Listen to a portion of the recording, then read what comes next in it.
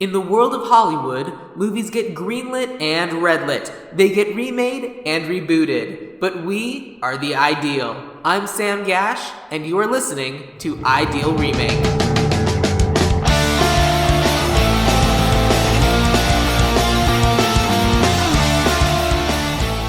And we are recording. Welcome to the place where I live.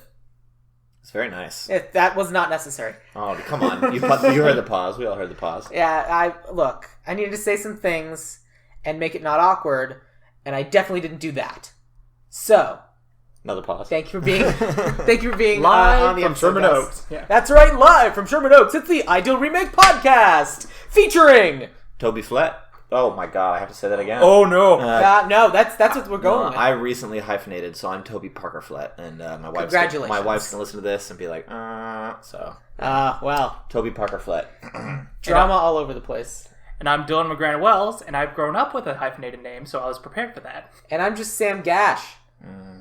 You fancy out that name, spice it up a little. I mean, not only is my last name not hyphenated, it's a single syllable, and my first name's a single syllable. So both my first name and last name could fit in either of your first names, and then all of the other things are a bonus. Yeah, but you sound like a Marvel side character. You sound great. Sam Gasch. You know that I'm not the star because there's no alliteration. That's true. That's That absolutely is true. Yeah. I mean, they don't really have really complicated names for, like, they don't say, my name's Parker Peter Rose. Yeah, no. Peter Rose Parker. Peter Rose Parker.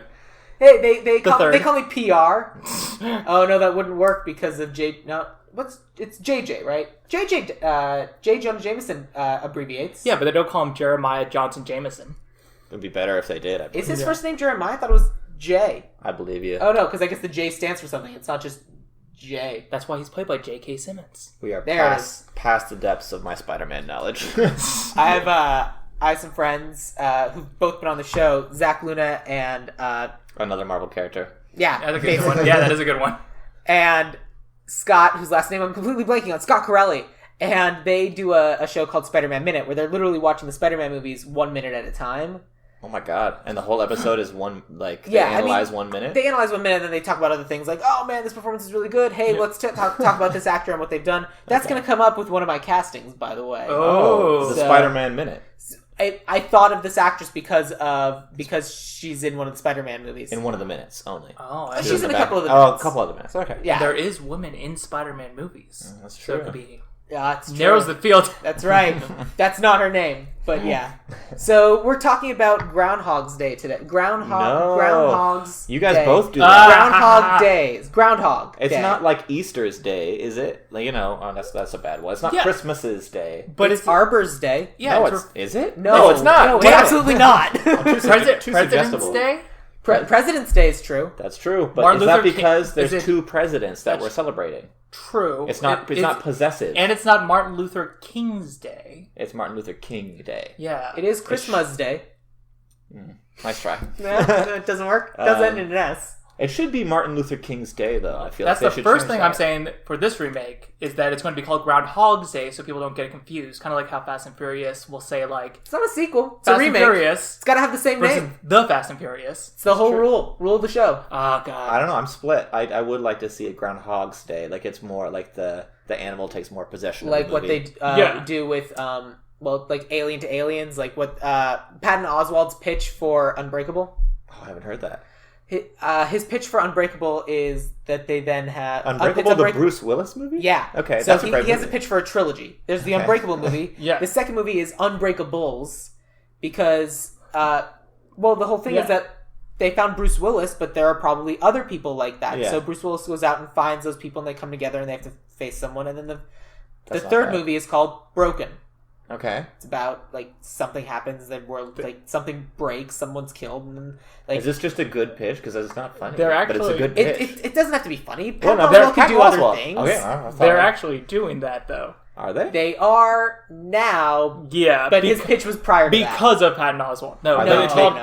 called Glass. Which is Mr. Glass. I love it. Well, Man, I love that movie. I mean, that's a good name too, but it's not. It doesn't have the punch of Alien to Aliens. Yeah, and Unbreakables and Unbroken are. Have you ever heard the story? That's how James Cameron got that pitch. Oh, that he walked into the room and he wrote "Alien" on the board and then drew a $sign after it and called it Aliens. Gosh. Underlined it and walked out of the room. That. It would be great if that didn't work though. Where it's like, so it's about aliens that work next? on Wall Street. Yeah, aliens. Money never sleeps. It's just the guy pitching next just has a dry erase marker and nothing else. It's his whole pitch. I sure hope there's a dry erase board. Otherwise, this is going to be really awkward. Damn it! I had alien exclamation point. I thought that was what it was going to be. Aliens. It's going to be so clever. Turns out they're not about punctuation. Alien. It'll be like airplane. So for Groundhog Day. I do like the idea of Groundhog's Day. Like it's sort of like a horror movie with like. So you just want a human centipede, the groundhog? Yeah. Oh God, I didn't say that at all. That's coming from your side. I'm pretty sure that's exactly what you said. All right. I so when's the first time you guys saw this movie? Dillon? It's really hard because I remember there was a time where I remember my dad used to explain movie concepts, like high movie concepts, when I was young, and then say you'll see it later. So it's like, oh yeah, it's about this guy that wakes up all the time and stuff happens to him, but you'll see it later. And I like to imagine you didn't ask for these. You just be like, Dillon, hold on, before you go to school, let me explain Groundhog Day. A guy that wakes up all the time and then stuff happens to him. Yeah, and I remember Rip Van Winkle. The Big Lebowski was explained to me this way too, where it's like there's two people named Lebowski, and they deal with a kidnapping money. That's it. And then why would you explain the Big Lebowski to your child? Well, no, that's the thing. So and then I'd ask can I see it? And it's like, later. Separate tangent. We've all seen movies with our parent that we should absolutely never have seen with our parent. Yeah. Fish Called Wanda was one of mine. Yeah. Mm-hmm. I mean, at least this wasn't because in the 80s, before they had R-rated movies, it was just it's either a Disney cartoon movie or a PG movie, and there might be boobs and swearing and drugs in it. Yeah. There's no middle ground here. Nope. I saw Borat with my dad. Oh, no. What? I also you should have known better for that. Euro Trip with my dad. Okay, that's a sneaky one. Yeah. That's a classic movie. I love Euro Trip. I haven't seen it in a while, but I would watch it again because it was super fun. Do you know who's in it? Surprisingly, Fred Armisen. Do you remember the scene with the guy who's like, Scoozy? That's Fred Armisen? That's Fred Armisen, yeah. And you I remember not knowing why that scene was so funny, and then you watch it again, you're like, oh, it's so funny because it's Fred anybody else doing that. That makes so much sense in retrospect. It's still a weird scene. Oh, yeah, absolutely. Well, it's kind of inappropriate and weird. Now you're kind of that's bizarre. But look, you can make Euro Trip in the Me Too movement, Tom. You still can. I love that movie. When was the first time you saw Euro Trip? You said Euro Trip? Groundhog Day. Seminal Day at 13 years old? No. Groundhog Day, I'd say very young. I don't remember what age, but I remember it was young enough to the point where, he's terrible in the beginning of this movie. Mm-hmm. He's not a very likable person. He's a Bill Murray character in the beginning of this movie. But I don't think I had seen any movies with characters like that. I was used to seeing kids' movies where it's like, this person is the hero and he is nice, or she is nice. And to see a movie where it's like, he's the hero of the movie and he's a total asshole, it really upset me. And and I remember growing up and not liking Bill Murray because I was like, oh, he's a jerk. I couldn't differentiate in my mind. But man, you should not see Stripes. Yeah. I haven't seen Stripes. He's a jerk in that movie. Well, I mean, I'm an adult. I'm an adult now. I can differentiate. He's a jerk in that movie. He's a jerk though in most movies he's ever done. Yeah. That said, it works in St. Vincent. Yeah, I haven't seen that one either. And St. Vincent's weird because for the past few movies, Wes Anderson movies and stuff, he's always depressed. He's led a terrible life, and now he's kind of dealing with the shame of what he did in the 80s. But St. Vincent was the one where it's he's back to being a jerk again. Yeah, well, it's also not a comedy. Was that movie good? It was. Okay, it didn't look good. He's good. The performances are all good. Yes. Fair enough. Groundhog Day is one of those movies that I legitimately don't remember the first time I ever saw. Yeah. Because it's one of those movies that everyone sees right away. Yeah. And my dad loves Bill Murray. So I've seen Stripes because of my dad. I saw Meatballs because of my dad. But I'm pretty sure I did not see Groundhog Day because of my dad. And it may have been because of my friends. It may have been because it was on Comedy Central. It does feel like one of those movies where it's they came out of theaters and they're like, this is going to be on TV forever. Yeah. But that's the thing. I probably saw it on Comedy Central, but going back and rewatching it, it's not, strictly speaking, that funny. Yeah. There are... I mean, don't get me wrong. This is an amazing movie. It absolutely holds up. They should never remake it. Yeah. That's the hard part. But I don't know. It's just it has comedic moments, and Bill Murray's obviously funny, but I wouldn't call it a comedy. Well, it's also weird watching this movie again, like that. It feels like it's a 60-minute long movie. That like how tight and fast it happens. Absolutely. Because like we're so used to now, like like we're gonna like really stretch out this funny part, or like basically every montage is 30 seconds, like for each part of him learning. Like the whole Groundhog Day-ness of it literally happens in like 20 minutes. Like there, you met him. Now he's in Pittsburgh. Now he's in Punxsutawney. Oh no, it's all happened, and we're like 10 minutes past the credits. Yeah, and thank God, though, because that's one of the best things about the movies. It doesn't bog itself down. Yeah, exactly. Anywhere. And I think that's also what happens from it, like, that's not dated. That it's so tight plot-wise. There's none of those, like, super silly 80s hijinks that kind of get tired when you watch them again. Look, I'm sure Judd Apatow can make a 3-hour version of this, but... It's a Harold Ramis movie that doesn't feel like he was coke-fueled. Yeah, that's true. It feels very coherent. Yes. Yeah, and the guy that wrote it, like, because he sold it, like, on a spec script or something, and, like, he's a weird, crazy guy. Oh, I'm sure. Who hangs out on Reddit sometimes, actually. I was just going to say, this feels like a Reddit writing prompt. Oh, it does. Like, this Well, same guy lives the same day over and over again, like... Yeah, but that only exists because of this movie. Like, prior to this movie, that's not a thing. And this movie's been subsequently sort of remade. And there's so many like, it's so many genre things of it. I mean, what is it, Happy Death Day? Yeah. Happy Death Day, like, he wakes up naked and he keeps dying over and over and it's his birthday or something. Yeah. Edge of Tomorrow. Edge of Tomorrow, absolutely. Edge of Tomorrow's great. Yeah. What if Groundhog Day, but action? No. Yeah. I love Edge of Tomorrow. Look, I'm just going to recut Bill Murray into Edge of Tomorrow. I would love to see Edge of Actually, Tomorrow. I think Bill Murray would be a very good Emily Blunt. Yeah. He's got those eyes, those soulful eyes. We're just going to call this new remake Live, Die, Repeat. Yeah. No. You're not gonna let him rename your podcast for you in the middle of the podcast? He's not renaming the podcast. No, that's right.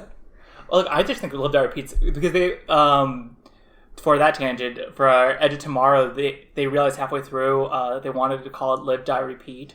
And so all the boxes and all the marketing, they tried slowly switching it there, but then also having it called Edge of Tomorrow, and it was just it says both on the DVD. Yep. Well, wasn't the original book or comic it was based off called Live, Die, Repeat? No, it was called All You Need Is Kill. No, that's the Japanese manga. Yeah, the Japanese manga. The manga and the movie were both based off of something else. Oh my god.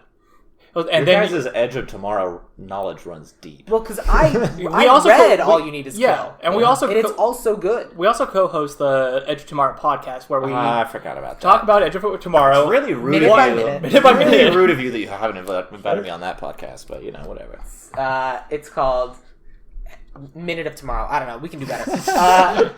Minute of Tomorrow. It's a Minute of Tomorrow. Tune in tomorrow for Minute of Tomorrow today. Oh my god. Nice. There you go. Put that on DVD. I hate everything.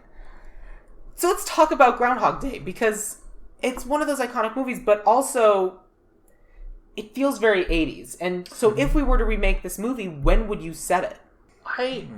It's funny because a lot of it relies on like local news and like TV weatherman, which is not an extinct job. Obviously, people do it. Right. Yeah.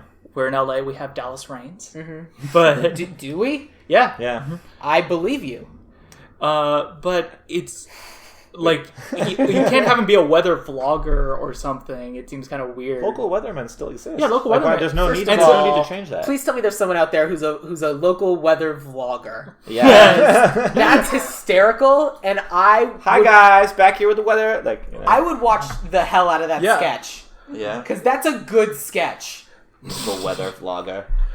But because I was thinking today, his day's punctual. Like, he kind of has everything like planned out as it gets going throughout the day. Mm-hmm. And I kind of think it'd be interesting if he has a cell phone. Yeah. And the reason why is because he'll get the same, like, leaving the cell phone alone, and he'll get the same text messages, the same phone calls, the same emails at regular intervals throughout the day, and he can time his day based on those. And I find that to be an interesting thing, because he also knows, hey, my phone's going to ring at exactly this time. I put it on this bench. It rings. The Brinks armored security guards look at the phone and they go, what is this? He goes, grabs the money and leaves. You mean instead of the distraction of the woman randomly asking the armed security guard for a roll of quarters? Yeah. It's like, what? Well, is that a thing that happened? Absolutely not. Excuse me, boys. I know you're transporting a lot of money, might I have some? Well, and they treat it, they're like, oh, Laura's back. Like, Laura's Yeah. always asking for roll. Here you go, darling. Like, Or she was just in on it the whole time. Like, Ocean's 11, the whole thing. I mean, I would watch Oceans 2. To Bill Murray, this old woman, take down a Brinks car every day. They know what's up. Well, Because she's at a bank. Go inside the bank like a person. well, they could also Back to the Future. I did not recast her. I don't think it's on her. I think it's on that security guard. Oh, it's definitely She on asked- the she asked everybody for bumbling quarters. old men security Yeah. guards. Look, I had Matt Damon and Ben Affleck as the security guards for the Brinks thing. I can see that. Yeah. I can see that. Just a lot of banter. Interesting. I mean, the sad thing is that both those guys got fired. Yeah. Oh, yeah. I mean, Bill Well, Murray's they got fired every day Yeah. for years. Absolutely. Did he rob it every day? He didn't rob it. Well, just he did it at one started time. off with cash. He did Yeah. it that one time so that he could insult that woman and be a cowboy in front of a movie theater. Like, Yeah, or Well, he also had to pay for those piano lessons. Yeah, those piano lessons cost $10,000. but wait, you guys. He paid $1,000 every day. So you think he? No, he paid $1,000 every Oh day. yeah, he did pay $1,000 I never for the thought of piano. that. So he robbed the Brinks security truck every day so that Wait. he could. Maybe. He certainly did it at the start. I think at the beginning he was Yeah. the adrenaline junkie, like, here are all the crazy Yeah, things yeah. I can do. You know, Cowdy, how much money would he need, though, to live comfortably for 24 hours? And how much money do you think was in the one bag? It's just all quarters. Well, it's what like- the hell? It's a cartoon bag of money. I mean, it's quite a lot. I think. Yeah, I mean, it's a cartoon bag of money. It could go to Mary Poppins level depths of money. Absolutely. But that's why I think it actually could be interesting to do it today, especially Yeah. because, like, the town's a little bit more run down. Like, you could literally start the day, the town's a little bit more run down, because who cares about Groundhog Day anymore? Yeah, it's the death of Middle America. Fair enough. A little bit, but then you get to the end of it, and everyone's excited, like, yeah, it's Groundhog Day, but you get to the end of it, and he's actually, in his day, over and over again, actually boosted up the town. Like, everyone's actually excited, like, yeah, this has been a really good day, it turns out. That's a Also, really- the mayor didn't die. Yeah. Well, this is also a weird must be a weird reboot because, like, it has to take place in this one town in Puxatawny because they're the only people that have this Groundhog Day celebration. So, like, they still do it. Absolutely, So they they- do. so It's this is- their one thing. So you are going to have to address, like, small town America doing it. So what does that mean in this year? I think you can get a lot of interesting because like the way they show it is kind of dismissive. Even in the 80s version, it's really dismissive of small town. Like, look at all these yokels kind of deal. It is at the beginning, but it's not at the end. Yeah. So that's why I think it'd be interesting if they're kind of run down. But then also, part of the fun of the movie is how insanely into it everybody else is in the town. Yeah. Yeah. And so it's kind of like, everyone is not against him, but everyone is so different than him. They can all take joy in life, and he is totally unable Excuse me, to. ma'am, what day is it? Where It's are you all Groundhog going? Day! Oh my god! Where are you going? You silly. It's like, yeah. So I think you might lose that element if you kind of run with the storyline. So I would set it in modern day as well, just because I think it'd be fun to update a lot of things. Absolutely. But as far as having the town run down, I don't know. I think it's such a funny thing. I kept laughing just at how nuts everybody was and so into it. Mm-hmm. And, like, the polka band and all these, like, people. And that town square had, like, several hundred people, like, milling around it for Groundhog Day. And they were into it. Yeah. For it being, I assume, 6 or 7 o'clock in the morning. Well, no, it's Well, winter, and it was light out. We have outside information that actually the Groundhog Day, the celebration, they still do it, I guess, and it happens around noon. Which is when you would... Because you can schedule it, because the event is you yank the groundhog out of its box. It's not like you're waiting for a natural event to happen. Yeah, and then you flip a coin and say whatever it sees. How dare you? They actually talk to it. That's true. They have a person that speaks Groundhogese. Uh-huh. I'm not going to believe this. This entire town You watched the believes same this. movie we did. He talks to that groundhog. Oh, Look, yeah, he, no. he talks to that groundhog. And they definitely didn't make the signs that they had in advance. I Like, know. then all of the dudes in, like, the top hats and Yeah. coats hold up signs that say 6 more weeks of winter. Like, they didn't plan it in advance. I don't know. They can have both. It's It's like an it's like Airbnb. the Super Bowl. They make both shirts. Yeah. And then all the loser shirts go to, like, third Go world to countries. Haiti or something. Yeah. There's some place in Sudan that has seen, like, so long winters right now. Yeah. Well, some years it's short. It's not always 6 more weeks of winter. Well, I think that's the first That thing. said, what is it going to be this time? I know, Is it that's going the to be question. 6 more weeks of winter, or is winter over? We literally Guys, do a this is- shot-for-shot reboot, except this time... This is the only thing they change. I want the same is that it cast. I want doesn't the see its same shadow, everything. and it's spring. The one character that I thought would kind of work if we did it again was the character of Larry, his camera guy. Yeah. Yeah. Because Chris Elliott looks goddamn same. So does Ned, kind of. I mean, he looks older. They looked old, but he was bald and weird looking when they shot it, and he's bald and weird looking now. That's and true. he'll be bald and weird looking till the day he dies. Absolutely, which he never will. Have you ever listened to an interview with that guy? Yup, Steve Tobolowsky. He's an interesting fella. I bet he is. Yeah. That's as much as I'm going to say about that. Like, you get an opportunity to listen to an interview with Steven Tobolowsky, take it. Really? Oh man, he's something. Because he loves the fact that he had this role, and we are going to take it away from him. Right, no, that's why. I mean, he's also the guy in Heroes that can, like, turn things into gold. Yeah. He's got his power is the Midas touch, which is kind of cool. He's like... Until he's murdered. Oh, that's kind of cool. I never watched Spoiler for Heroes. It's season 2. You're not going to watch it. Does he ever turn anyone accidentally into gold? I don't think so. That's a wasted opportunity. That's the whole story right there. It's That's Midas. Ned's dark backstory, actually. Yeah. Yeah. That's why he's got gloves on the whole time. Although, I don't think he has gloves on at the very end during the happy ending when he's like, Bing! Hey, doing the finger gun. Phil bought insurance! Oh, yeah, he bought My life insurance. matters! Yeah. He his laugh when he steps in the puddle, like he does it, 3 or 4 times when we're kind of establishing that Groundhog Day is a thing. And I was like, okay, the next time he laughs at him when he steps in the puddle, it's not going to be funny. I laughed so hard. Watch out for that first step. And he's so cruel. I'm like, oh, this is perfect. He's an insurance salesman. He's not a nice guy. Yeah, no, totally. I loved him. Yeah. Poor Ned. I almost wanted to keep him as the same actor because I thought he nailed it so hard. Yeah. But then it's like he is supposed to be the same age as our main character. So Right. I can't Yeah. You keep one, you got to keep all of them. Yeah. I did not cast someone who is the same age. Oh. Well, the all. age thing is actually an interesting question because, like, what age should Phil be? Because he has to be at least, like, a little bit deep into his career that he's, like, bitter now. I think we'll get into that. Okay. I'm not going to rush the road. So we have present day. We want to set it in present day. yeah, Dillon? absolutely. Yeah, no, I'd say present day. Okay. That way we can work in, like, the opium crisis and talk about the death of small town America. Oh yeah, I want this to be a much more depressing movie. If there's not black tar heroin in this yeah. movie and there isn't a meth explosion, I don't know what we're going to do. He said, making all sorts of presumptions. It's going to be Groundhog's Day. Everything's going to be lowercase except for the H. I don't know. It's weird. I don't get it. Heroin, I don't know. It's a bit of a stretch. All right. Okay, so one of the other weird little facts about this movie is the people who made this movie have said that Phil was kind of stuck in this limbo for like 10,000 years. Yeah, I heard that. Like he literally knows everything about this town because he's lived it for essentially ever. It seems like an accurate amount of time based on like the stories that he knows. Yeah. And the abilities that he gains, right? Well, and they did the math on it too. That, like, how long would it take for you to go from 0 to being a master at the piano? How long would it take for you to... What else does he do? He takes a chainsaw to a block of ice. Yeah, that takes, like, what, 3 hours? Although those are the only 2 skills that he learns. He learns to speak another language. Yeah. Oh, that's right. He memorizes Jeopardy. He figures out where everyone... One episode of Jeopardy? I could do that in 2 days. Sure.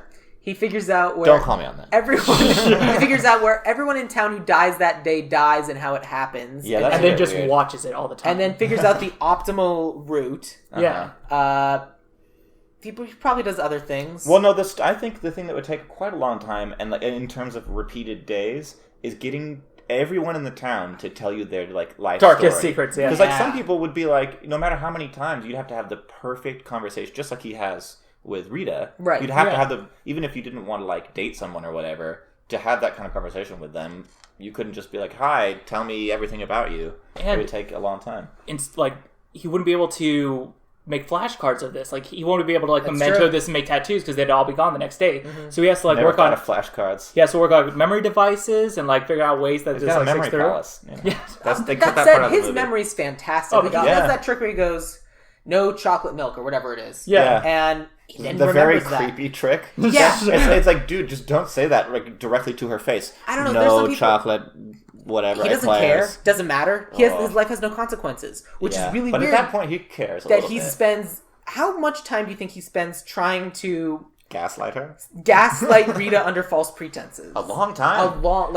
At least a year. And the other thing they don't much show, longer. too, is that, like, we get that funny montage of, like, he keeps coming to the bar and ordering the wrong drink, or he keeps, like, try and fail a few times. But he has to go the rest of the day. Like, Yeah. So you just He ordered me a gets, weird drink. He just and- like kills himself every time, like right after, and then he gets to wake up. Well, I had a friend whose like theory was like, "Oh man, if I was in a Groundhog Day situation, like Your I friend would already just kill sounds great. myself." He already sounds great. Oh man, if I was in a Groundhog situation. Look, I'm putting on this affectation because I think his idea is dumb.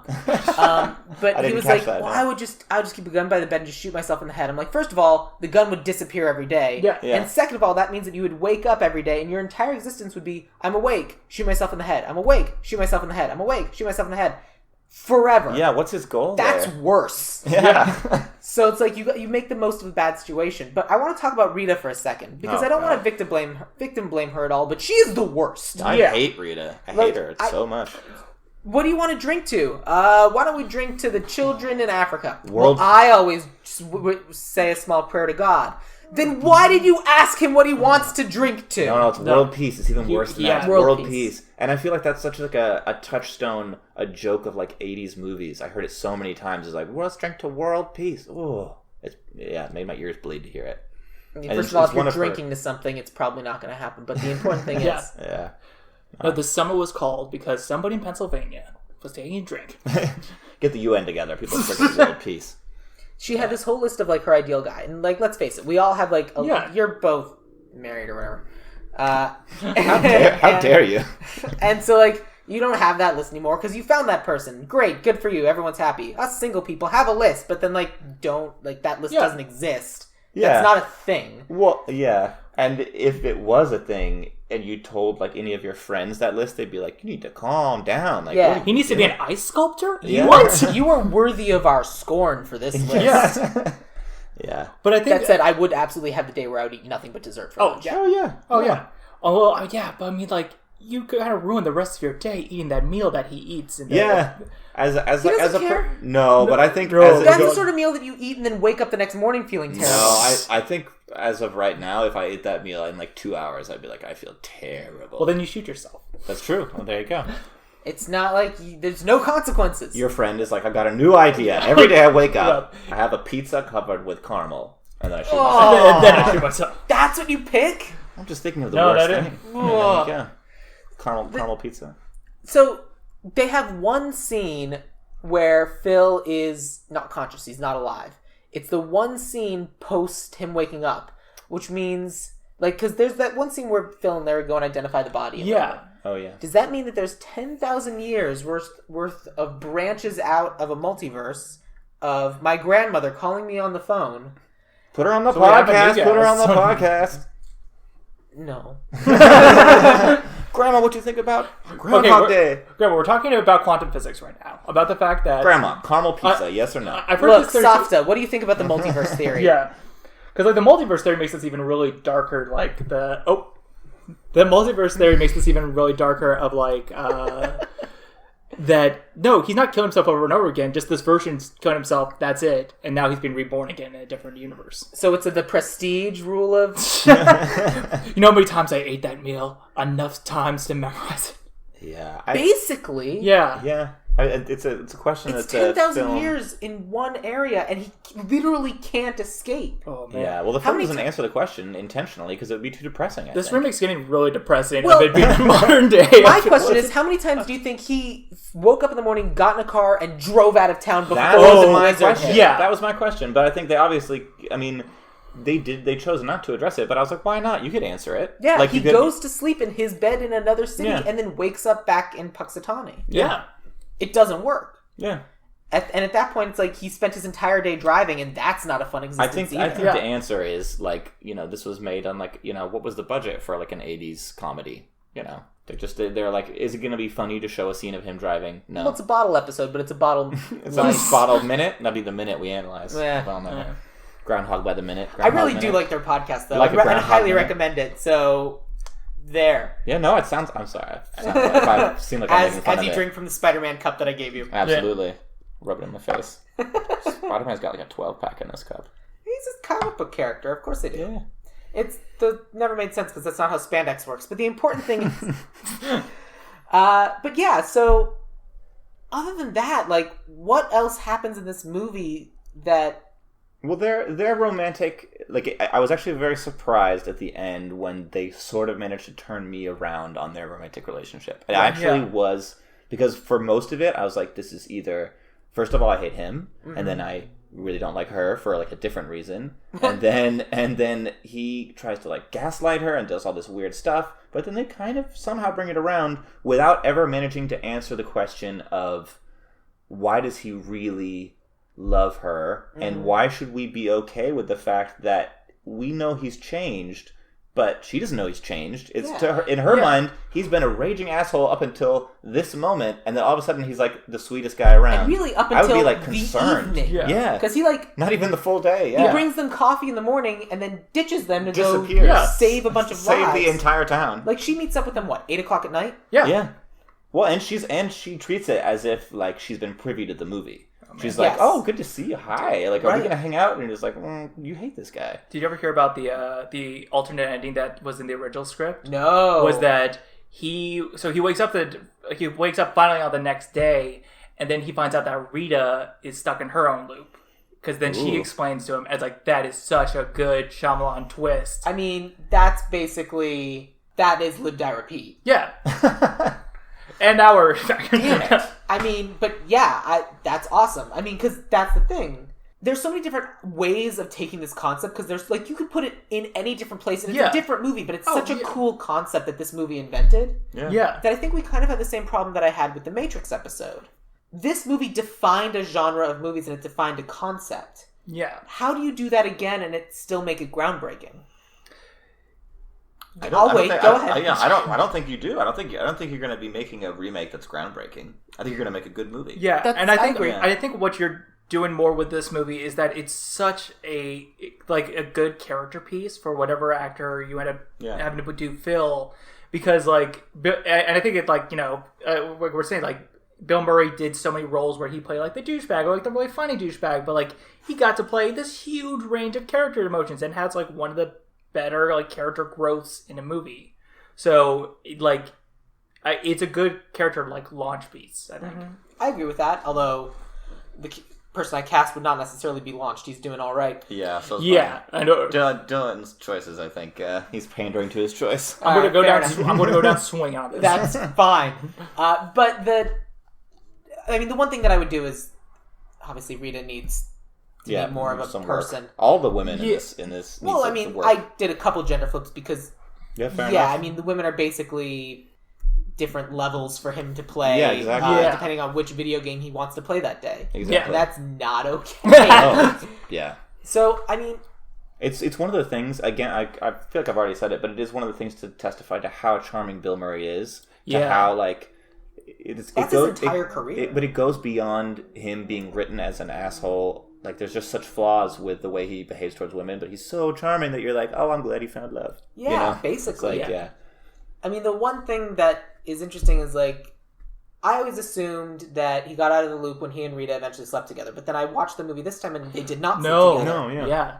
And I think that's the whole point, is that, like, he can win Rita over. Like, he gets, like, to that point all the time by, like, find out what she likes, find out what she does, but in the really corny 80s romance thing, it's when he fixes himself that he's able to win her back. I mean, he basically my basic premise for this movie is he's destined to be with her, but he's the wrong person, and so they can stick him in a loop until he's the right person. Yeah.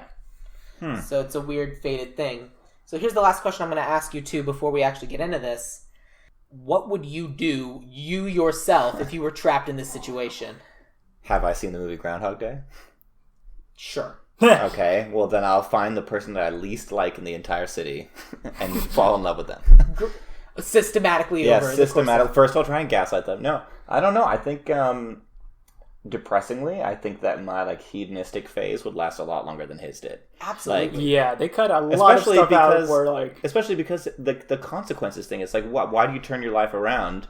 This is getting depressing, but it's like, he never even has a hangover. No. If he screws up really bad, he just dies, and then he starts over again. Yeah. So it's like, I think realistically, a lot of people would be stuck in that phase for a long time. Yeah, I think so. The only reason I think that he gets out of the hedonistic phase is because I think it eventually gets boring. Depending on the person, it would get boring. Yeah, for sure. Yeah. After 100 years. 1,000 years. Oh, 100 years. Okay. 1,000 years. Excuse me. I apologize. That would get boring. You need to find other things to do. I think eventually, Well, I think you'd go back and forth. Like, there's a... I don't remember who the character is, but there's a whole concept of someone who's like, well, I went crazy for 1,000 years, and then I back up. Like, someone who's, like, trapped in an infinite void. Yeah. And then I was crazy, and so I just started learning. And that's kind of what he does. Like, eventually he gets... And so he's like, all right, well, here's a bunch of stuff. Learning never comes before the going crazy part, though. You have to do... Absolutely not. It's like Which is fair, procrastination. because it's like, I kind of want to know how crazy we can get with this. It's the ultimate procrastination. It's like, I'll literally do anything, including go insane before I'll go I study. spree killing, Yeah. and then I'll learn French, and then I'll kill everybody in the town, and then... At the end of this movie, he's definitely insane, right? Yeah. There's no way he's Oh, yeah. not. Yeah. Realistically, yeah. I've never... I mean, I completely understand where he's coming from, where at the end of the movie he says, let's live here. And I'm like, dude, get out. Yeah. Because he can only live here now, because that's the only thing his brain is handled for. Well, he's the god of Yeah, this why town. would you not want to? Yeah, if it's like you wasted 10,000 years. Not wasted. Not but, no time, but... Yeah. Realistically, like- if I was trapped in this situation, I had seen Groundhog Day, I don't think I would even try and do like the love thing. I think like with the modern technology we have, I'd just be on the phone with, like scientists and stuff, be like, all right, you have to believe me. Have you seen Groundhog Day? And Like, how many, Groundhog Day? How yeah. many times would you do that? Yeah, I know. Because you do that for one day, and that's a one day of getting poked and prodded. Well, And then the next day, you got to do it again. poked and prodded, or maybe you try an endless permutation. Because in this, like, we're never interested in figuring out how this actually worked. But say, like, you had the internet and you fine-tuned your kind of receptors, and maybe you found, because if we're in a world where this actually happened, then it has some kind of cause. So you might be able to find the one scientist who's on the bleeding edge of whatever, and you can find through the internet somehow, and you fine-tune that process. You find other people who are trapped in the... Yeah, in the So recursion. maybe that's how, like, you know, with the internet, with the power of the internet and an endless amount of time to fine-tune how you did your process, you could end up actually solving and being like, this is how it happened, and now we can, you know... You beat it by science, not with the stupid power of love or whatever. Well, I think finding someone else in the recursion would be interesting, and that's certainly something that I think we all would try to do. Yeah. I don't know But about... one of the interesting things I find about this movie is that we have no idea why this is happening. Yeah, I'm and glad. that's why I think is the best thing. If Yeah. you didn't tell me why this is happening, I'm going to be real disappointed. Because they, in the script, that same one with her and the... This is a very trippy script when it started. But I bet. They originally was that this being very 80s, that an ex-girlfriend of Phil's went to a gypsy, and the gypsy put this curse on him. There it is. That's They took that scene out for very obvious reasons. Was but- the gypsy just Good. like Bill Murray in a wig? Sure.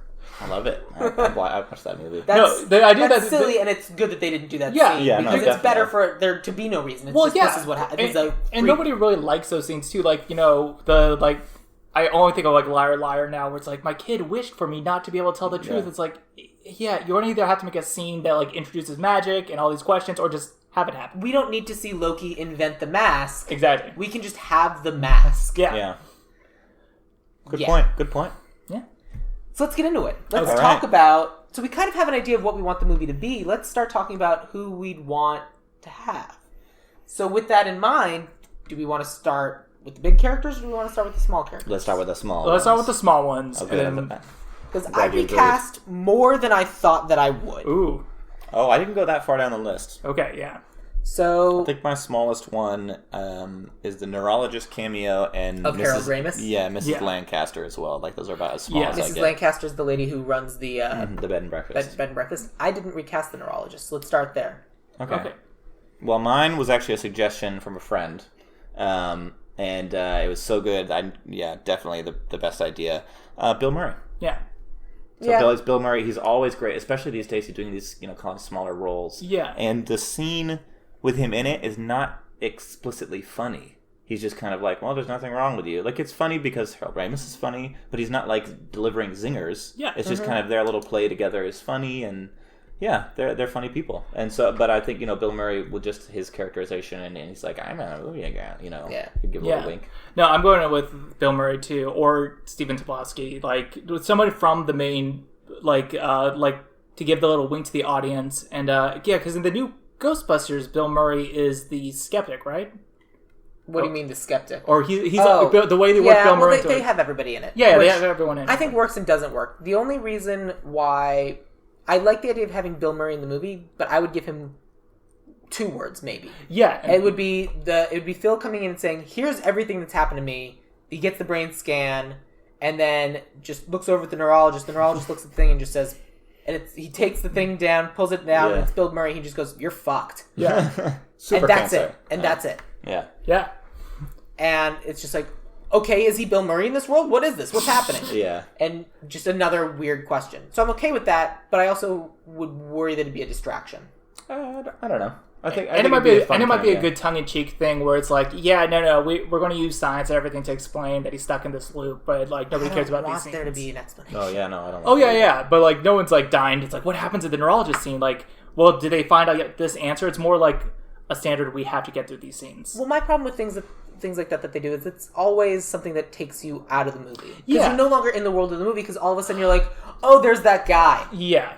So I think for the neurologist, if we recast him and it's not some and if it needs to be stunt casting, Bill Murray is obviously the right choice. Yeah. Either for that or for the psychologist, therapist. But either way, I'm not sold on I feel like we could cut the psychologist. I think it was just probably kind of a source of like some lame 80s jokes. Well, yeah, and I especially think because he'd be looking for answers on the internet and it would be some digital thing as opposed to an actual person. That's a good point. The neurologist is the internet.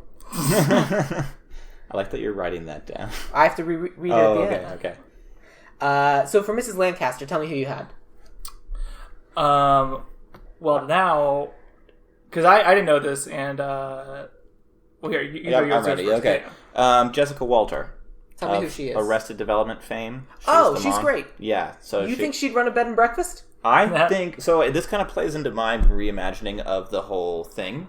So it's like in this world, like all the townspeople are relentlessly cheerful. They're all into this holiday that's ridiculous, but they're all kind of hapless and not stupid, but they're just kind of like Bill Murray is making fun of them, poking fun of them, and none of them seem to realize it.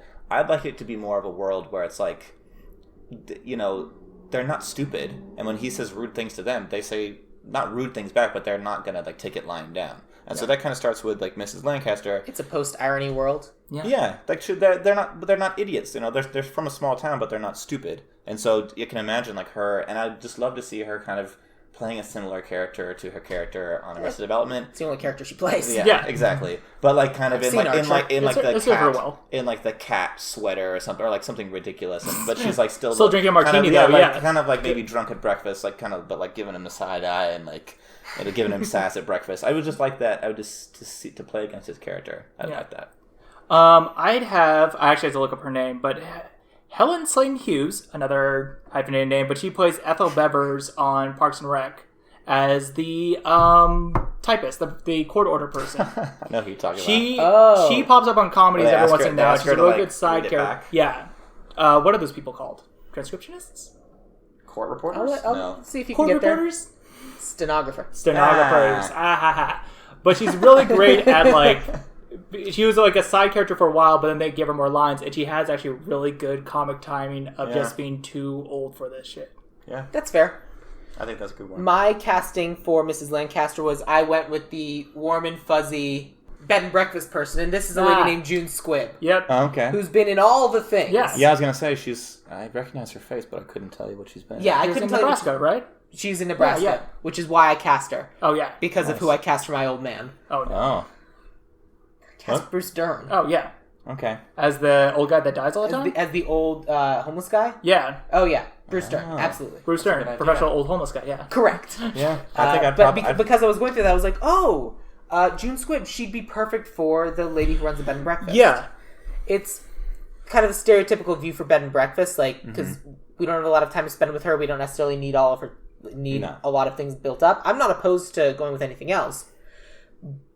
But if that's but if you want to dwell with her for a minute, sass back, fun, leave. Oh yeah. Then we can definitely go with someone else. And I think that's a good combo of like you're saying, like sassy, like she'll talk back to him, but also like being old enough and like kind of living in this town and friendly. And I like both of your suggestions for two different reasons. One, because I see it's Jessica Walters. Jessica Walters kind of being like I worked for a lot of different jobs, and this is the job that I do to relax. Yeah. And say your actress's name again? Let's just call her Ethel Bevers for now. Ethel Bevers. Yeah. I like Ethel her Bevers, because stenographer. like she's just kind of blasé of like, my husband really wanted to do this and then he died. Now I run a bed and breakfast. She's almost more like it almost whenever I see her, it's almost like she can't move from the stenographering position because she's always if she's at the little machine, she's like this, but if she's standing up, she's also like hunched over with her hands in front of her like a T-Rex. Like, oh, I just want her to be at home in the country.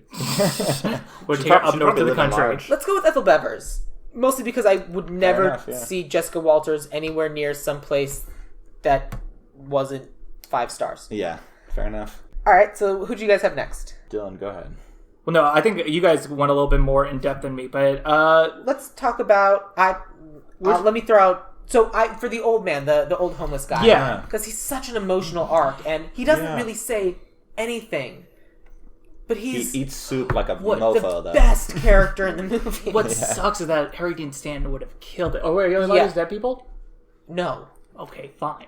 If we were to remake this movie now, yes. Is he alive right now? Ideal remake, not Ouija board. I think we dig Harry Dean Stanton up. One No. last time. No, he doesn't have any lines. That's why I had Bruce Dern, just because I'm like, Yeah, no. he's a good, and especially based on his character that he plays in Nebraska. And it's crazy because, like, when Nebraska was out and no one had seen Bruce Dern in a while, everyone was kind of wondering, it's like, is he acting or should we be worried about Bruce Dern? And then I'm glad that he was on, like, talk shows. Yeah, and, and like, then he comes out afterwards, hair slicked back, is like, oh, it's acting. Okay. So here's what I was doing for this movie. I had to look him up real quick. It'd be great. But neither of you had anyone for the old man? No. I didn't Best have character to. in the movie? Yeah. I mean, I thought we'd just it's one of those characters he's burned into your mind, you know? Like Yeah. You can't imagine him as anybody I thought else. we'd just go outside and get a homeless person. Thought you were going to say, we get a hologram of the original old man. Okay, so I like how you hear "ha" and your mind jumps to hologram of the old man. Yeah. Did you have the man in the hallway, like, you going to see the groundhog? That guy? No. I No. kind of wish I did, though. I cast Ron Funches. Oh, Yeah, okay. Because I'm like kind of a hapless guy who just can go the full range of emotions based on how Phil's feeling that day. And so I was like, yeah, Ron Funches. He can either go for the adorable hug, like we're gonna go see the groundhog. I'm legitimately excited about it. To you're being weird to me right now. Yeah. To crazy homeless guy dancing behind the 2 main characters. Yeah, exactly. Which is it's just the best. That's killer. That's a good choice. And I'm guessing you guys didn't have the character Buster. Yeah. Like, I have Buster. you do have Buster. Buster, yes. Tell me about your Buster. My Buster, I'd like Hannibal Buress to be Buster. Oh man! Because I love the image of him, like. So we have the Buster that exists in this movie. You want someone who is literally the complete opposite. Yeah, basically. Both of you? Yeah, Great. That's awesome. Well, but I just like the idea. I'm correct. Like Buster's the mayor guy, right? Yeah. That's good. He's also the one who's choking on steak. Yeah. So he's just the scene of him where he like takes the groundhog out and like listens to it. Can you just imagine Hannibal's face? It's like like grinning, like listening to it. Just that moment. I think that's in the preview. I'm going to go see it. Fair. That's to be fluent in Groundhogese. That's like part of the requirement. Okay, so this is going to be complicated, but all right. For stunt casting, I chose Michael Shannon. Now let me explain why. Because We're listening. I already like it. Groundhog Day was Michael Shannon's first movie. Yeah, did you see him? He's that kid that's really that wants WrestleMania tickets, and it's like a 20-year-old Michael Shannon. Really? Yeah, And the it's young married couple. trippy to look at because it looks like high school Michael Shannon, but then the second that he's not talking to Bill Murray or acting, his face goes into 40-year-old Michael Shannon.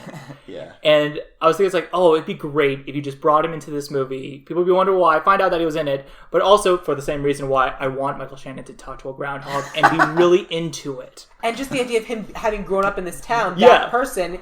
He's the same We character have from to before. go with Michael Shannon. Yeah, I'm sorry. No, That is I wanted to change it. Like maybe he's not like happy to. He's like, tell me what the fuck is going on. He's interrogating. Like he's too into this. Like Yeah. this is all I have. No, and he's like Whoever freaking- that girl He's is, like been her divorced. second Yeah. thoughts came back. Yeah. WrestleMania didn't save their relationship. This man came to me and gave me tickets. We see him like we have like a scene where he's talking to Phil and like he divulges that he's like tried to be a wrestler and it didn't work out. No. All right, fun. Did you guys have Doris the waitress? No. Yeah, well, I threw her onto Nancy, but then I kind of was like switching her around a little bit. I had Vanessa Bayer Are we from talking Saturday Night about Live. Nancy or are we talking about? Wait, are we talking about Nancy or are we talking about I'm the talking waitress? about Doris the waitress. Doris the waitress. I had Vanessa Bayer from Saturday Night Live. Okay. Because I was working around. Oh man, Nancy is a problematic character. When we talk about Nancy, we'll talk about... Oh, yeah, we'll talk about Nancy. We'll talk about Nancy. But then I realized, like, Vanessa Bayer, like, could do small town, like, Americana. Like, yeah, uh-huh. Mm-hmm. And I think that she would be a good waitress. But I'm probably going to get blown out of the water on this one. So I cast Ursula from Spider-Man 2. She is an actress named Magana... Wait. You're talking about the girl who lives across the hall from him, right? Yeah. Oh, yeah, the one that they Magana introduced. Yeah. And... Her. Yeah. Because why was she there? She was the landlord's daughter. No, I know she was the landlord's daughter. Get out! But they had... I'm sorry, the world agrees with me. But they... Spider-Man 2? Oh, I'm thinking Spider-Man 3. I'm thinking Spider-Man. Yeah. But isn't she in... No. She's in the bad one. She's the cake girl in Spider-Man 2. She's the I best thought she was part in of the bad Spider-Man one. 2. Okay. She's the I'm third thinking love of the interest for him. I'm thinking of the different one. Okay. Betty Brant isn't really a love interest. Yeah, she booked... Well, no, because they introduced Bryce Dallas Howard in it. But I think... Whatever. Yeah. The reason I cast her is because, she's kind of like a one-for-one. She kind of reminds me of the original actress. Yeah. And also, poor Doris. Yeah. Yeah. And that's kind of who she is in Spider-Man 2. She's just kind of like this, Waif. oh, sweetie. We just Yeah. know the two things. That she just wants to see Paris, and that she works at that restaurant. That's it. Yeah, and this she's currently on The Magicians. And so she's had a career and she's done a bunch of stuff, but she's kind of this person who I can kind of see as she got this waitress job and just kind of never left. She does hard luck well, yeah. Yeah. I kind of like Dylan's better. So hard luck for you. Tell me her name again. Vanessa Bayer. She is. She has really big teeth. She. I didn't want to say it, but that's how you know her. Yeah, she's on. She's in the she new just got movie. Saturday Night Live. Basically, I think this role, there's a lot of Saturday Night Live current and past, recent Fresh Saturday Night Live off the actors you film can use. Ibiza. Oh my god. Hey, the movie was fun. Yeah, and I think she was just in I Feel Pretty too, as a side character. So you know what? You can do a few more side character roles before she gets her thing. And she's legitimately hilarious. Yeah, oh yeah. So I think believe that. She could. I don't know how funny Helga or whatever her name is, but Magana Tova. she's just sad. And this movie might not need more sad stuff. I have most of the people I cast Are sad, sad. most of the people I have for my lead characters are Pity casting. no comedians. Okay. Yeah. Comedic actors. Oh yeah.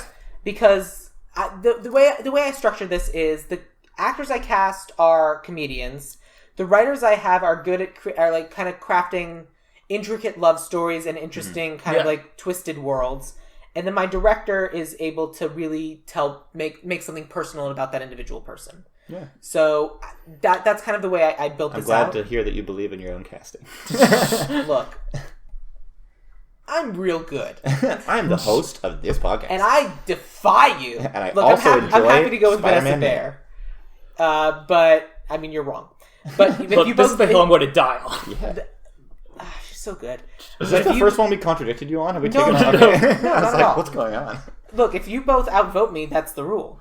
You listen to what happened on The Matrix. Although it turns out, the more I think about it, the more I love who we picked for the director for The Matrix. For sure. But let's talk about Nancy.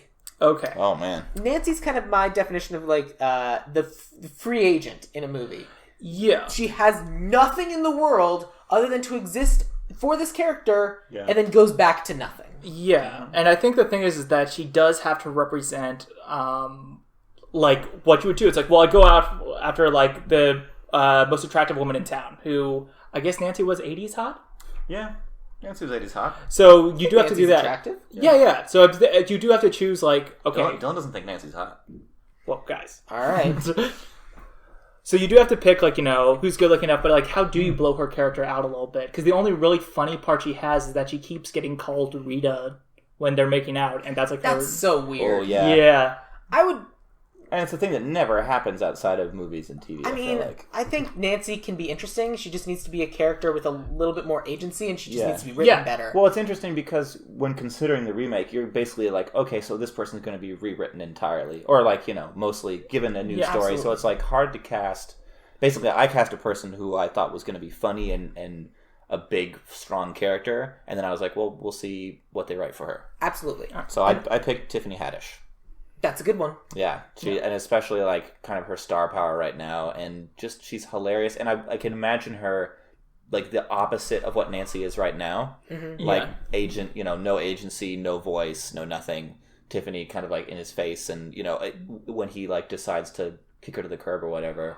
I don't know. But I think He never has to kick her to the curb. He just wakes up the next Yeah. morning and never talks to Isn't there her. a scene or two where she's No. upset with No, him? no, never. Not once. I think Man, I this think movie that is rough to She's live. upset with Larry. yeah, That's right. She's bored with Larry. Yeah. Yeah. I think actually Tiffany Haddish might be good when we get into the Rita debate, because the thing is that like like you're saying, like Nancy has to be very easily swept aside. Like Yeah. Because here's the thing, like this is a world of wish fulfillment for him for a while, and so it needs to be someone who's attractive and pliable, which is a horrible thing to say, but someone who I think Nancy should have agency, but she should I love how should be this someone who's like, yeah, I'm down. Let's freaking do this. And I can enjoy that. sex. I can see that side of Tiffany Haddish, absolutely. I love how we're having like this emotional hand wringing on this part. Like when they originally cast in the '80s, like I don't know who has the biggest boobs. Yeah.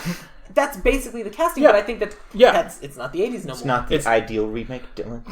Dylan, who did you have? I had Jillian Jacobs. I think she'd be good. Because I think she's played parts that are similar to this. One I thought of is she played a stripper in Choke, who basically she's kind of like in the background for a while, just being the stripper girlfriend, and then at the end she like drops like some truth bombs because she knows the Bible really well, and it's a really funny role. Sounds that like a Jillian Jacobs role. Yeah, and I think like Jillian Jacobs would be good. she, and especially like on Community was hilarious how they kind of started her off being like, oh, she's like the hot chick, and then they realized they had to give her a personality like 2 seasons in, and they did, and she did like such a good job of like kind of turning that character into like a full blown out thing. So I think she could do it.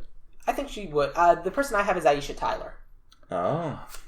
Okay. Yeah, but I think the thing with Aisha Tyler and Tiffany Haddish, they seem like smarter than. Oh no, I can imagine her doing. No, but that's the problem with That's that's the problem with the Jillian thing. Jacobs. Yeah. Is that I she's want way them too... to be smarter. Yeah. I want her to be like someone who's like, yeah, I completely see through your bullshit, but I'm still into this. Let's just do this thing and bang it out, and I'll never see you again. Yeah. She doesn't know that that's true, but also, why not? The thing is, I didn't get a chance to talk about Jillian Jacobs real quick. I don't see her as like, let's bang it out and have fun. Yeah. I don't know. Like, it's just she's a great actress. She's never like, I'm having a great time. This is just an easy life to live. Like, you think she's too neurotic? Yeah, to be a good. and that's too hard not to. She'd probably be a better Doris than she would be a good Nancy. I think we should stick with Vanessa Bayer. Yeah, but no, I think. But I would go with Tiffany Haddish. I also, just based on who I ended up casting for everyone else, I think that she's a better, less creepy age-wise. Yeah, it's still not great for who I for the rest of yours. But no, it's crazy. I was watching. How old is Tiffany Haddish? she's 38. Yeah, Okay, cool. and I was then watching. she's fine. What was She's it? fine The for Last the rest of my OG, where she was dating Tracy Morgan, and then there was like a trailer for that Night School movie with Kevin Hart. I was thinking, it's like she's playing the love interest of both of them. Wait, how old is she? Like. Yeah. And then I'm not entirely certain how old Aisha Tyler is, but I would have to go the entire movie shouting Lana at her. Yeah. But I mean, she's good at a lot of different things. Oh, but I'm perfectly yeah, happy to cast Tiffany Haddish. Yeah. Which brings us to Ned. I had a little bit of stunt casting for Ned. Okay. For Ned, I'm like, well, you're remaking a Bill Murray movie. Let's make Ned Dan Aykroyd. Yeah. Okay. Yeah. Because it's funny, he could absolutely do that character. He's a legitimately insane person. Yeah. So. Yes. So? Yes, he is.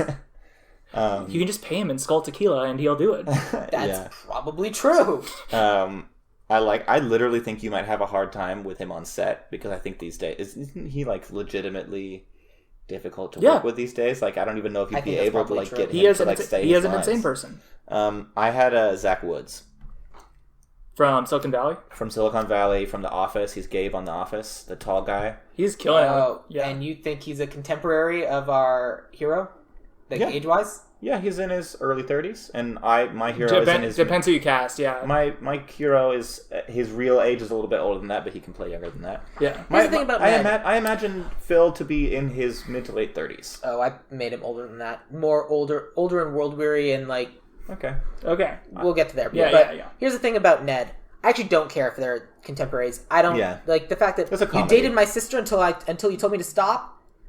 That's a little weird. Yeah. It's a really funny line, and I'm actually okay with that line, but I'm like, I don't. Yeah. That's funny for their dynamic because they're the same age, but you can have other funny lines. Definitely. You dated my mom until you told me to stop. That's a pretty good line. Yeah. Oh, okay. So I had a few choices. Well, the one I was thinking though is Jason Mantzoukas. Yeah. Jason Mantzoukas comes up a lot in the show. He's always great. Well, It's because he's undercast. he's undercast, and I think he's good like in small doses. Where like I'm not sure if he'll ever be able to like he'll be able to like be like he's not obviously going to be our Phil, but I think he'd be good, and he'd also give a different energy to him too. Because I think you can. Say what you will about Steven Tobolsky, he was Ned. He has made a career off of being Ned. So whatever you do, you're going to have to like either go outside of the curve of him being like, what if you haven't been like a crazy annoying person, but a legitimate crazy person? Someone you wouldn't expect to be Okay, here's my next question. Ned is a random person that kind of like confronts Phil in the street and tries to sell him insurance. What's something else a Ned could do? Does he have to be an insurance salesman? That's true, because I feel like that's another 80s staple. Yeah. I guess like a lot more people sold insurance. Either a lot more people sold insurance back then, or screenwriters just loved the idea of playing with it. Here's a comparison, and why I think we should go with your Silicon Valley gentleman. Herbalife. Green, like outside a supermarket saying, hey, do you want to donate money to Greenpeace? Yeah. Zach Woods would kill that. Yeah, Zach Woods would be really good at that sort of character, and I think that's kind of the modern day equivalent. Yeah. Well, either the hey, can I stop you for a survey, or like the multi-level marketing, I think is even more. Yeah, I do Herbalife for sure. Because it's the same thing. Well, I mean, it's actually even less legitimate than life insurance. Life insurance is a real thing. Greenpeace is a real thing. And to give him a reason, too, why he's coming out of the woodwork, pretending that he knows you well enough, where it's like you'll get a call from a friend where it's like, we haven't hung out in 10 years. How's it going, buddy? And then second conversation. Let me tell you about this great product I'm and you can just see Zach Woods like bizarre, like he get those eyes where they just get bigger and bigger, and he's like kind of, I don't know, I love it. So that's why I think we should go with Zach Woods. I think it's a cool idea. So that brings us to our big three. Phil, Rita, and Larry. Okay. Larry's not a big three, I guess. But am I missing anyone? Is there anyone else? No. No. So that's everybody? Yeah. Because I didn't really cast the piano teacher. I didn't really recast the kid who falls out of a tree. Because there was a lot of... I had Harrison Ford for the kid that falls out of the tree, but we can keep going. Harrison Ford? Interesting choice. Is it just because he's always falling from the sky? He's mapped onto a baby's face or a child's face. Oh, I think we just talked over my really good joke. I'm going to say it again. Is it because he's always falling from the sky? That's why it was worth repeating. There we go. But mapped onto a baby's face is also funny. Yeah, thank you. So let's start with Larry. And I do kind of think that the original actor who played it, whose name is something. He's in so many movies. Oh my god, I got so far away Chris from this Elliott. page. No, it could be anybody. It's Chris Elliott. Chris Elliott. Okay. Yeah, Chris Elliott, you're right. Oh, I have it on my phone. I could have just. But go ahead. Oh no. So mine is Billy Eichner. Yeah, that's not bad. Yeah, it would change his character. I think he'd be a little bit more... It again plays to my movie where everyone in the world is more back at Phil.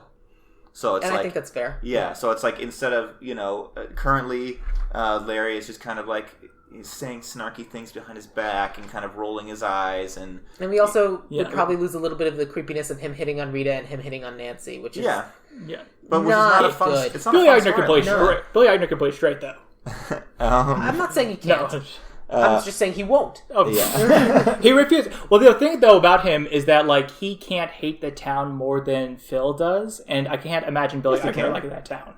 Why not? Why is that integral? Well, here's the thing. He goes both ways. Yeah. It's like, this town is delightful. Yeah, exactly. That's what I was saying. Have you tried the pretzels that are over on 3rd and 17th? They are a walking drain. Yeah. Something like that. Yeah. Like overly enthusiastic, but enthusiastic about it. Exactly. So Billy Eichner's actually a really cool idea, but who did you have? I was split. I had Michael Pena, who... He's also great. Yeah. And he can have him, like, kind of summarize the day up every time. Mm-hmm. A la Ant-Man. Or Adam Pally. I don't know who that is. He is, this is why. He was on Happy Endings. He was in Iron Man 3. He is a improv guy. Iron Man 3? He is the TV repair dude that pops up randomly, but he's a good schlubby guy. That if we do, so that's if you want to go Chris Elliott. I think he's like close to the modern time Chris Elliott. But if you want to do Michael Pena to have because it kind of like we were talking about, I can imagine Michael Pena having so much fun at this place, and like he just brings positive energy that like Phil can keep bumping up against. Mm-hmm. Yeah, I think he's too much of a He's not. I mean, he is a leading man. I don't know. I really like him, but I think he's so charming. He might. He's too charming. But he is. Like, I think Yeah. he would steal focus from our main guy. Probably the problem with my choice, because I went with... So Chris Elliott is this figure of comedy, and he kind of can play this, like, snarky, like, guys, like, this guy. I picked Keegan-Michael Key. Oh. Okay, yeah. But if you think Michael Penny is too much of a leading man... Keegan-Michael Key suffers from that as well. well. No, but Keegan-Michael Key, I think he knows how to share the spotlight. Yeah. Not according to Don't Think Twice. Yeah, exactly. No, That's but like Don't Think Twice is a a really good example. Like, not his character, but the way he acted in that movie. He was really flexible in the fact that he had to give a lot of scenes to people, but then at the very end when he snaps at them. And he's in a lot of movies where he's not the lead. In fact, most of the movies he's in, he's not the lead. Look at most of the movies he's in. Yeah. But same with Michael Pena. Yeah. Yeah, I think Keegan-Michael Key would be able to share the scenes, but I think Billy Eichner is better. I'm going to go with Keegan-Michael Key, though, on he's that. Snarkier. Because you want to keep the snark, and Keegan-Michael Key is funny, but there's something about his face. He always looks like a nice guy, even when he's like playing a mean person. It's funny because you look at him and you're like, that guy's just really nice. I mean, he could be someone who's so earnest that he legitimately enjoys going to this town every year. That said, that's also supposed to be Rita. Exactly, and you'd have to entirely rewrite his character, whereas Billy Eichner, you could keep the snark. I'm kind of leaning towards Billy Eichner. Oh, well, I was going to back you up on Keegan-Michael Key. I love Keegan-Michael Key, but I think you won't be able to do as much with Keegan-Michael Key because he'll kind of fall into the same realm. Like, okay, so what's he doing in this town? And I kind of want to avoid the love interest things, and I think Billy Eichner can do that as well. So let's go with Billy Eichner. Cool. And also because he comes up on the show all the time, and I want to be able to say, we just used him, it's fine. Yeah. Nice. So I want to do Rita second because I want to talk about Phil, because Rita kind of needs to be someone who can match Phil. So let's talk about Phil first. Okay. My Phil is Bob Odenkirk. Ooh. Oh, okay, that's why you wanted everybody to be old. Because, hey, he's an older character, but he's also kind of the same kind of sense of someone who can be completely world-weary, but he definitely has the comedic upbringing, but he also has the drama, and he can go back and forth between the two. This is how he's going to EGOT. I think as far as comedy, like, exactly what you just said, everything is there, except I haven't seen him play a love story. I don't know how he's going to do his romantic lead. Interesting. Yeah, because even Better Call Saul, like, his chemistry with... Oh my god, what's her name? I'm going to call her Lady. Saulette. Lady, his chemistry with Lady in Better Call Saul, that you're going to come back and swap out her name, right? I'm just going to look it up now, and then we'll fill time. Quick, Phil, talk about things. Better Call Saul, though. No, but basically... Kim Wexler, who was played by Rhea Seehorn. I think that's the closest thing I've seen him, like, have, like, a kind of love interest for, but, like you're saying, they always do feel like they have a gap and everything. Yeah. So my pick is Ryan Reynolds, because we're talking about somebody... Did you ever see the movie Just Friends? No. Okay, well, it's basically a mini...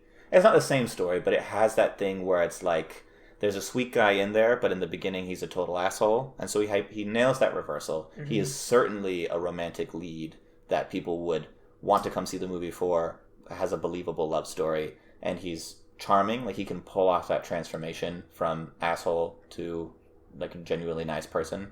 So, I mean, he's my guy. And he's legitimately really funny. He's not Bill Murray funny, but he's very funny. He's a very different kind of funny. Yeah, and I think because one of the things I was mentioning was just that I think Marvel kind of has a lock on these actors right now, where it's like sarcastic, like, and especially since Marvel, all their characters are sarcastic, that like you can kind of use any of the Chris's, Robert Downey Jr., Ryan Reynolds.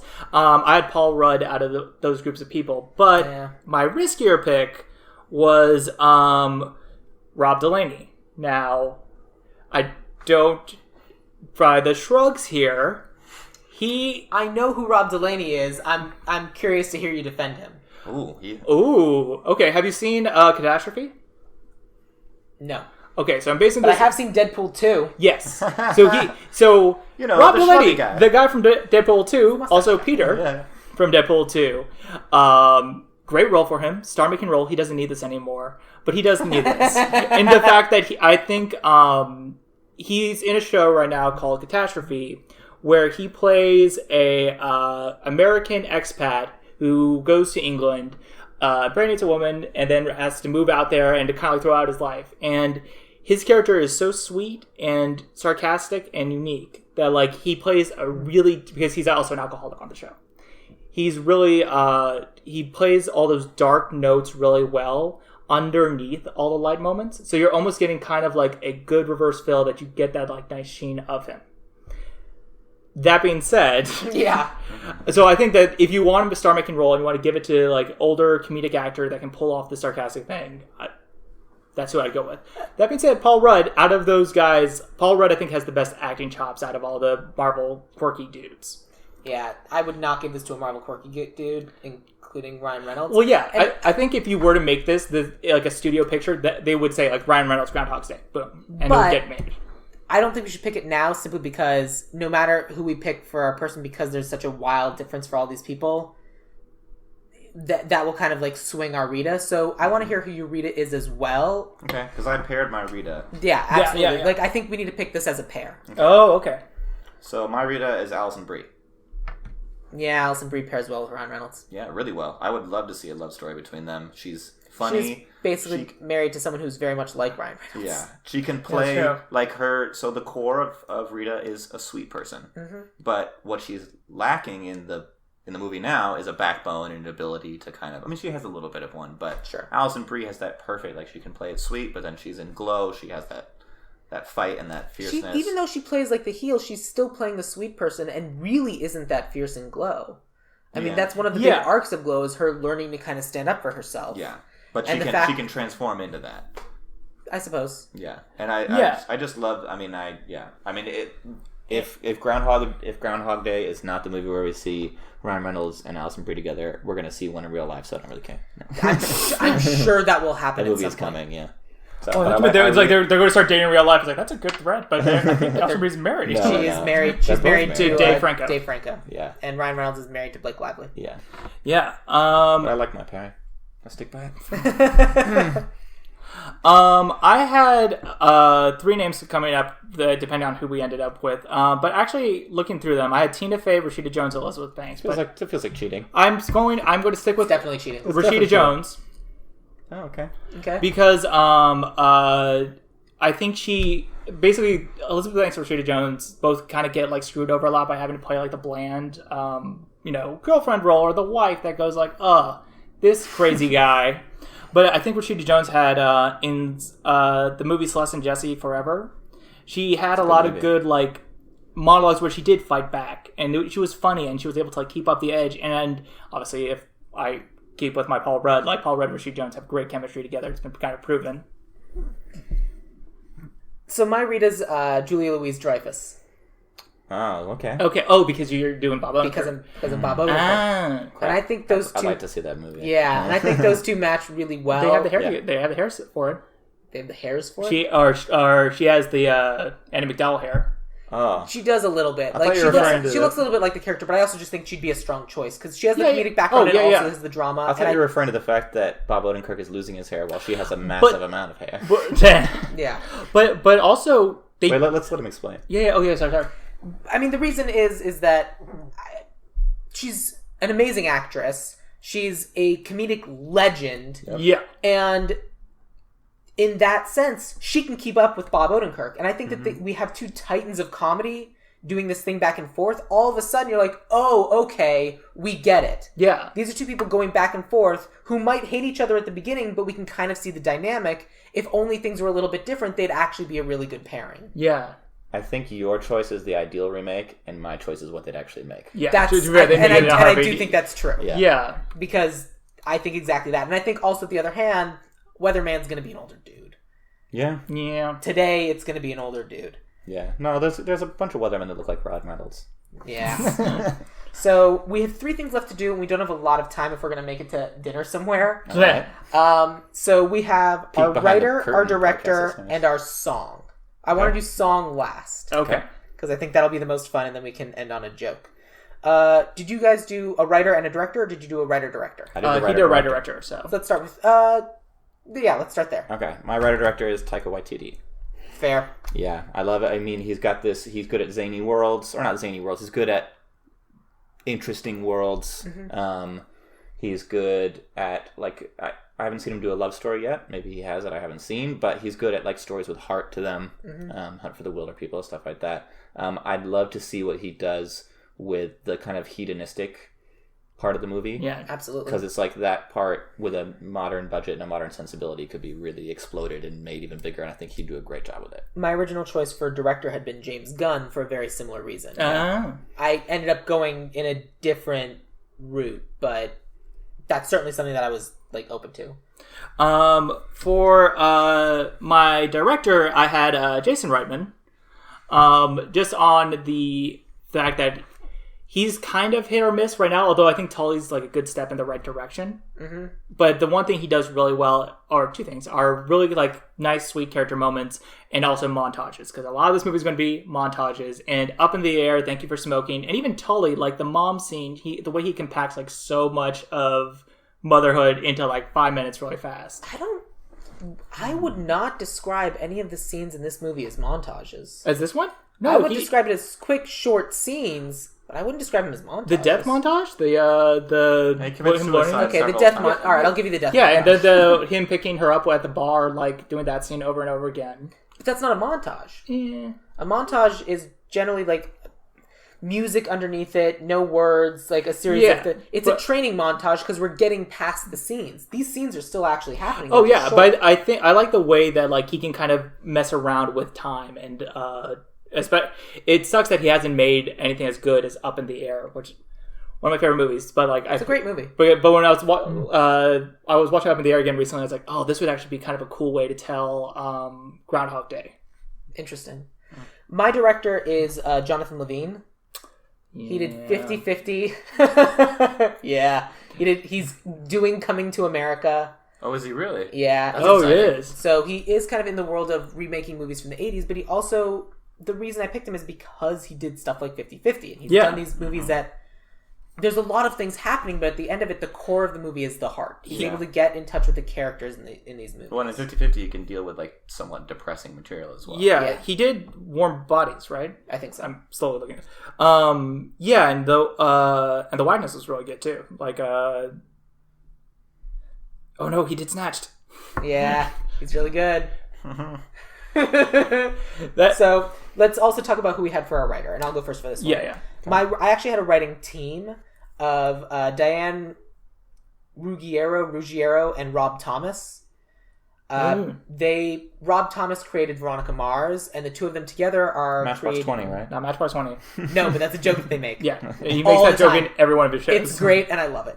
And right now they're currently doing iZombie, and the reason I do it is because it's a procedural show, but it's a serialized procedural show with like kind of a long story that is also kind of sci-fi fantasy. Yeah, and they have to like, you want to talk about world building in that thing. Yeah, they do a slow build, but they built the hell out of that world, so to speak.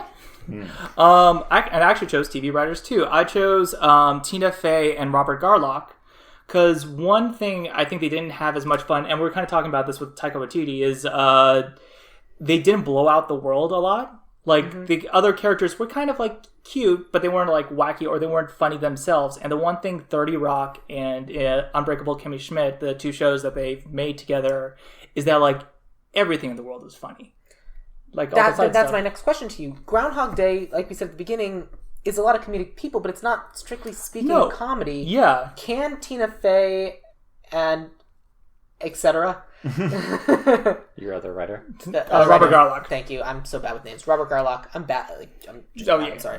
Do you think they'd be able to do this movie without making it too jokey? Yeah. Because that's one of the big criticisms of Unbreakable Kimmy Schmidt. Oh, yeah. Because I think Mean Girls is a good example of how they were able to, she literally took a book about high school and then was able to carve out a really great story with beats, and she's able to juggle a lot of weird funny characters, but the way that she was able to dial back all the characters to make sure that Lindsay Lohan actually got a really good ending out of it. Fair enough. Mean Girls is a good comparison. I'd love to see what they do with this sort of movie. I'm willing to go with them, but then I would say let's go with Jonathan Levine for directing. Yeah, I mean, Jonathan Levine, I'm in the same thing with Jason Reitman territory, where it's because 50-50 is such an amazing movie, and Wagner is such an amazing movie. Hey, you know what? I give him a shot on this. Tina Fey and Robert Garlock. Robert Garlock. Which leaves us with our one last thing. Let's do this. The big other character in this movie, one of the things that a lot of people remember from this movie is the song. Yeah. What song did you pick? Why don't you go first, Tom? I've been going You go. first. I can go first. Okay. Right. My song is Gautier's Somebody That I Used to Know. Oh, wow. And I picked that song because Babe, I Got You, Babe is kind of a romantic song, and Somebody That I Used to Know is definitely a romantic song. Yeah. And the reason why I pick it is because it's also a really good alarm clock song. Yeah. It doesn't necessarily have to be Starts a clock with a radio. xylophone. It could be the song he picked on his phone. Mm-hmm. Yeah. And that's what's waking him up. I'd still have it on a clock radio, though. Like, that's how small town he is. Yeah. And, like, they can make even a joke about that. But the reason why I pick it is because it's like song, song, song, but you didn't have to cut me up. Yeah. And then, okay, I'm up. Yeah. Every morning, just having to deal man. with that. Just, oh my God. Yeah, but... Oh, man, I'm imagining if that actually was, like, your wake-up song. That'd be an interesting way to kick off the day with heartbreak. And it kinda starts That's kinda- what the movie Oh, yeah, does. no, for sure. It starts a little creepy, too. Like, if I was, like, half awake and I heard, like, clunk, clunk, clunk. Oh, man. Yeah, there are lots of things that do that. they done Just a- a slow build, slowly waking you Have up. they done a horror movie trailer yet with, like, a girl on, like, the piano doing an acapella, like, someone that I used to know? Because that should be the next How one. could she be on Or not piano acapella. and doing acapella? You know what I mean. Those acapella pianos. An acoustic version. All right, so who'd you have, Dylan? I had "Call Me Maybe" by Carly Jepsen, just because the other point of the song the is fact that you don't like it is good, though. is that like it has to be You want it to be a top top course, 100 yeah. song. a top 100 song. Was that's this a like top 100 not cool. song in the 80s? I don't know that. Yeah, of course. No, it wasn't Well, in the it was- 80s. it was It was probably the slightly decade older. earlier, So it's yeah. like it feels like a song so in our case it'd be like 10, 8 years sure. ago. And the fact that it's like it's a brainworm and you can get funny mileage out of it, but if you had to wake up for eternity to that song, it would drive you insane. Yeah. Yeah, and my choice is "Lovely Day" by Bill Withers. I don't know that song. You probably So you do. have to sing it. Sing a couple bars.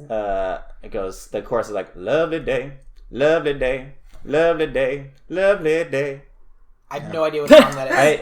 It's one Keep of those going, keep songs- going. If you listen to it later, but it's basically like it's a song about it's having a fantastic day. Yeah. And so I think it would just be, Oh, and it that's is, mean. it is a popular song. I think a lot of people, if you listen to it, you'd probably know it. Probably. And so it's just like Although I don't listen to the radio. The idea of this song Listen to taunting- podcasts. Like everyone should. Every morning, Podcasts, every way in the morning future. he wakes up to the WTF podcast. And it's- I mean, Lovely day.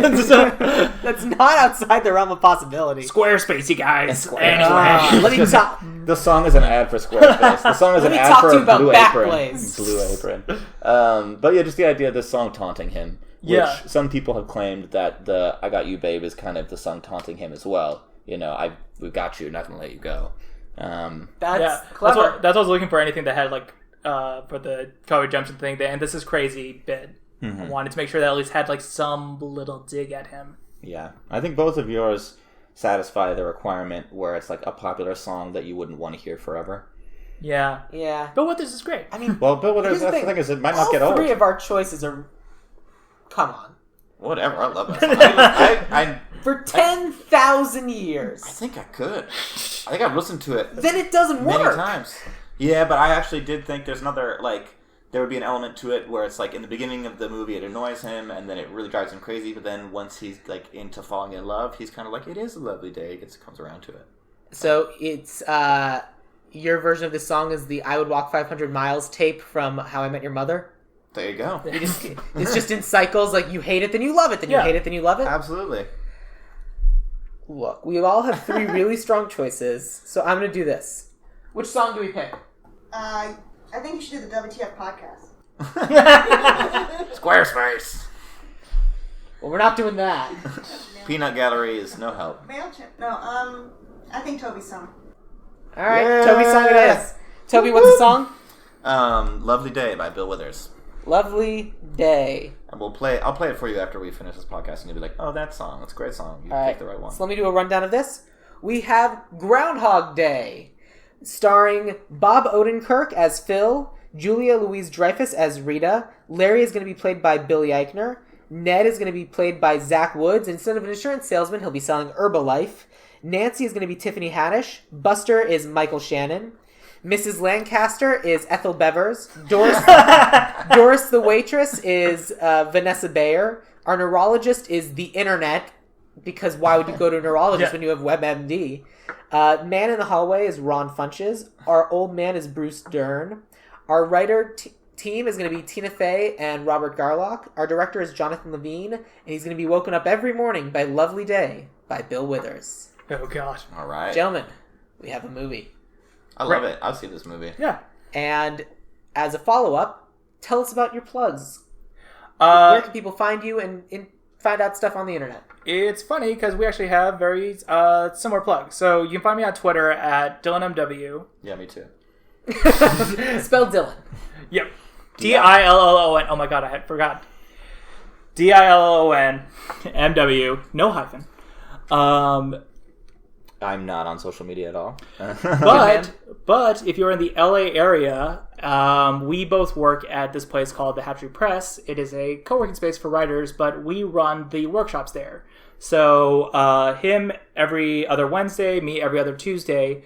For me, we write a screenplay scene. So we write a scene based on a prompt every time. So it could be like a chase scene or something, and you have 30 minutes to write a scene. And for Toby... Yeah, it's a creative writing workshop, and we work through kind of fiction writing books. Every time you come, we'll be doing a different chapter, and I kind of run through, and we do some writing exercises. It's a good time. That's great. Yeah. Super fun. Yeah, the Hatchery in Los Angeles. The Hatchery Press. Yeah, it's in Larchmont. That's fun. I know where that is. You guys have a Salt and Straw. Yeah, we do. Yeah. Well, it's not ours, but I wish it was. Yeah, well. Yeah. And then if you're interested in finding out more about the podcast, you can follow it at Ideal Remake on Twitter, or you can join the Facebook group, which I highly recommend because we're great. And if you want to find out more about me, I'm at Sam Gasch, SamGasch on Twitter. Thank you guys both very much for being guests on this show. Thank you for having us. Thanks for having us. Yeah, this was a fun fun. time. Yeah. You gonna watch this movie? Absolutely. Oh, yeah. I'm All right. sad that it's Watch probably this not going to movie. get made. And I hope you enjoy watching this movie every day. Hey, For 10,000 years. Bye, guys. Bye.